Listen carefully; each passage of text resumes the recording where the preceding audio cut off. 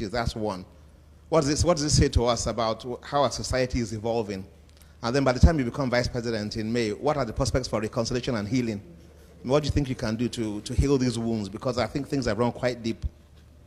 Yes. I wonder why things have become the way they are, and then what can we do going forward by the time the election is over and you're settled in as vice president? Yes, thank you.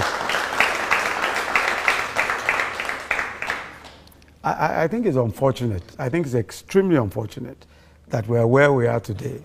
And I hold the PDP responsible, especially the president, because I think that the president ought to have held all of the individuals, his publicity machinery, and all of those people, the party publicity machinery, to account. Because religion is extremely divisive and can be extremely divisive anyway. Because it's a very emotive issue, it's very emotional. And I think that it ought to have ensured that this did not happen. And if you look at it, I mean, no one within the APC ever made an issue of religion. It's the government, it's the PDP. Started off by saying APC is an Islamic party. APC is this, APC is that. You know, in fact, at some point it was suggested that the APC was sponsoring Boko Haram, when it was apparent, when the president himself had said some time before that he had Boko Haram people in his cabinet, you know. But they made a song and dance about all of this. So I think it's very unfortunate, you know. But one thing that a responsible government will do, and the government of General Buhari will do, is that we will ensure that government keeps itself out of religion. That's the first thing.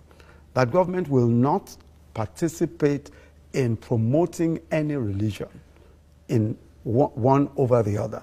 That will be very important. The second thing is that we need to also ensure that people do not get the impression that what we're concerned about as a people is what faith people belong to.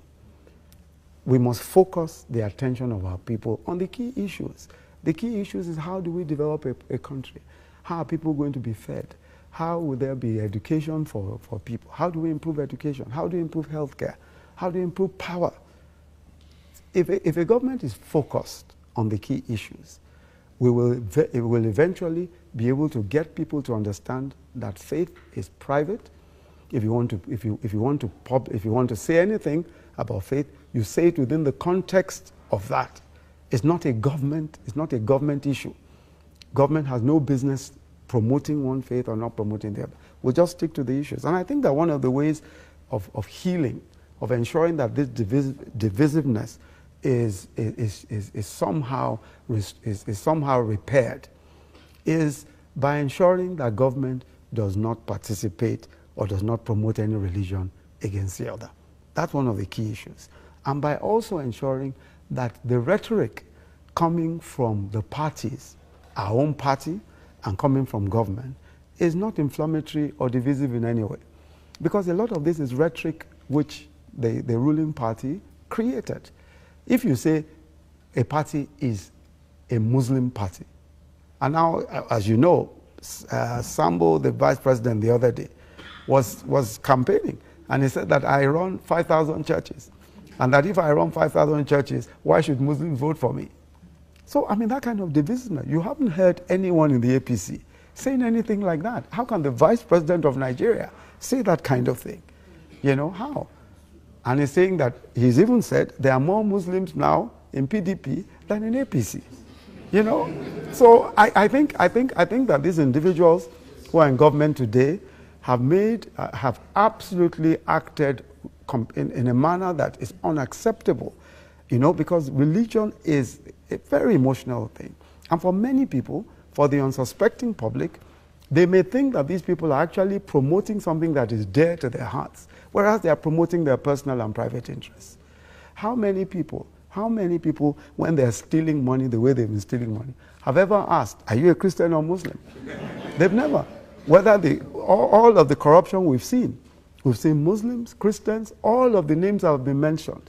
There have been names of every faith. There is no problem when they are doing wrong things, like when they are being corrupt. But when they want to take political advantage, they start throwing the religious card around. I think that is something we have to de-emphasize. And I think the APC has held its own very well And I say this not just because I'm a member of the party, but because I think the APC has been very, very serious about not allowing the controversy to degenerate into the way that the PDP wants it to degenerate. So I think the future will be a great one with an APC government, because certainly religion will not be the sort of thing that will be emphasizing or playing games with. Look at what has happened in Sudan. Look at what has happened in Sudan. It's a tragedy. You know, and the reason is that some politicians were playing games with religion. If we continue to play games with religion, we run that kind of risk. But I pray that this will not happen to this country.